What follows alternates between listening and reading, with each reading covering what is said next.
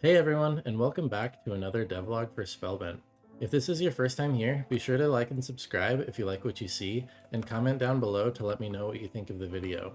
This is the fourth devlog so far, so if you want to see more, be sure to click in the card on the top right to see last week's video, or you can click on this card to start from the beginning. So today is October 24th, so it's been a month now since I started the devlog, and I'm really happy with the progress I've been making. I have about 12 weeks left on my parental leave, and I think I'm well on my way to accomplishing my goals. I thought it would be a good thing to do in this video to take a look at the process that I use to track my goals so that we can see what will be coming up in the future videos and where I want to be by the end of my 12 weeks. This is our Notion workspace. This is where we keep track of all of our goals. Our primary goal right now is to have a really solid prototype of the game by the time I go back to work. And then we have our other goals broken up into these cards here. As you can see, I have a decent amount left to do on the crafting system. But I don't want to bore you too much with all of this documentation stuff, so I made another quick animation to kind of explain what we're trying to accomplish by the end of the next 12 weeks. In game design, you usually build your game around a few of the types of activities that the player is going to engage in. Some people call these pillars. For us, those are crafting, exploration, and resource gathering. And resource gathering will be activities like combat, farming, hunting. And the way that we're envisioning our game is that these three activities will comprise our primary game loop. As you gather more materials, you unlock new crafting recipes, which in turn will unlock new regions and dungeons to explore. And then as you explore those new regions, you'll discover new crafting materials, and the loop kind of just goes on and on. So to accomplish my goal of having a complete prototype of this core game loop, I've set these goals for myself. And this is what I've accomplished so far. Feel free to pause if you'd like to read through, because I'm not going to read them all. But I'll be reusing this graphic throughout the rest of the devlog, keep you up to date on what I'm doing and what's coming next. Now let's go back a few days in time and see what we were able to accomplish this week. Good morning everyone, it is Wednesday, October 20th, and it's been a few days since I've been able to work on the game. On Sunday, I was able to wrap up animating the player weapons so that it moves along with the player animations as the player animations move. And so this week I want to make a lot more progress on the combat system. I want to add in equipable weapons so that the player can change their weapon in their inventory, as well as add in a couple new spells for the player to craft so that the player will have more than just this one spell to add to their weapons. That's a lot for me to get done in just 1 week, so that may bleed into the next video, but I'm gonna jump in and I'll either see you when I'm done with all the combat stuff, or it's Monday morning and I'm trying to get the next video out. See you then.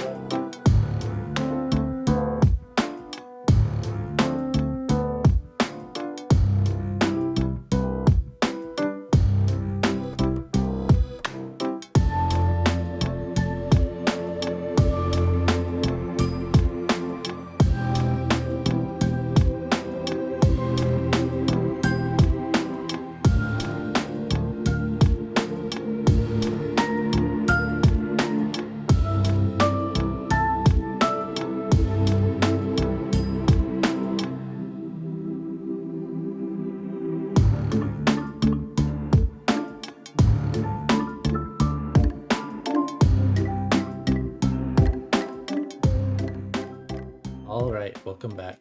It is now Sunday afternoon, and I was actually able to wrap up all of the combat goals that I had set for myself. So let's jump in and take a look at what I was able to get done. As you can see down here in my inventory, I have a couple new spells. This green one here is a summon spell from the cultivation magic tree. and this red one here is a melee spell from the feral magic tree. And I'll explain the magic tree a little bit at the end of the video. If we go into our inventory, we see that we can now equip different weapons. And then if we go out, we'll be able to cast that spell. And I guess that is the same spell and the same weapon that you've been seeing since they're the ones that we've had the whole time. So let's go back into our inventory and equip this wand, and then add that summon spell and the melee spell to the wand. And then once we've done that, we can go find some monsters to use it on.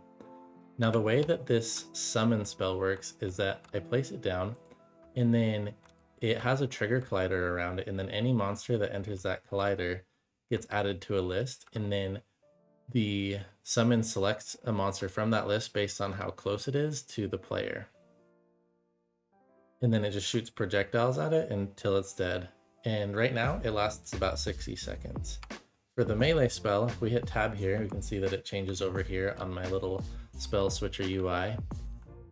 So the way the melee spell works is pretty simple. It's just a really short range spell that makes a slash attack right in front of you. And then when it hits the monster, it knocks them back a little bit.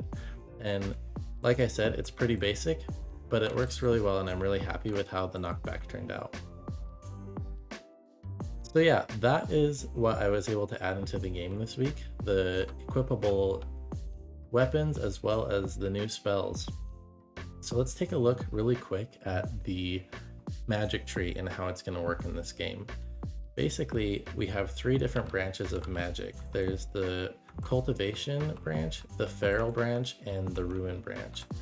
The cultivation branch is going to be themed around plants, as you saw before. And then the feral branch is going to be themed around animals. So the summon's probably going to be a animal summon that chases enemies around and attacks them. And then the ruin branch of magic is based around decay and ruin. And so its summon is probably going to be like a skeleton or something like that. And that'll be the basic theme of the ruin magic tree. Each branch of the magic tree is going to have 5 separate attacks. The 3 that you've already seen, the melee, summon, and projectile. And then we're also going to add a channel spell that shoots a stream of whatever type of magic it is in front of the character. And then we're also going to have an AoE attack, and that'll take the shape of maybe like an explosion happening around the player that does an area of effect damage around the player, or it could be like a spell that the player throws, and on impact with a monster, it creates an area of effect of damage around where that impact happened. From there will be 5 levels of each one of those spells, and the player will basically just unlock those as they explore the map and discover new ingredients in the dungeons and through the other gathering activities that we talked about at the beginning of the video. So yeah, that's the magic system. You'll slowly see us be adding new spells into the game as time goes on. I probably won't make another video focused on it since we've seen so much about the combat system already. But as Ben makes the art for them, I'll be slowly adding them into the game every chance that I get. If you've made it this far in the video, thanks so much for watching. We are really excited about the progress we've been able to make, and we love sharing it with you. If we take a look at the chart from the beginning of the video, we can now check off some more items. Now that we have a decent chunk of the resource gathering and crafting portions done, I'm going to start putting more focus on the exploration pillar. In the next week, I'm most likely going to be working on making randomly generated dungeons happen, which I'm really excited for. So if you're interested in that, be sure to subscribe and hit the bell so you can be notified when I put that out. And if you have any feedback about the new spells, I'd love to hear about it, so be sure to let me know in the comments. But yeah, that's it for today. Thanks so much for watching, and I will see you in the next one.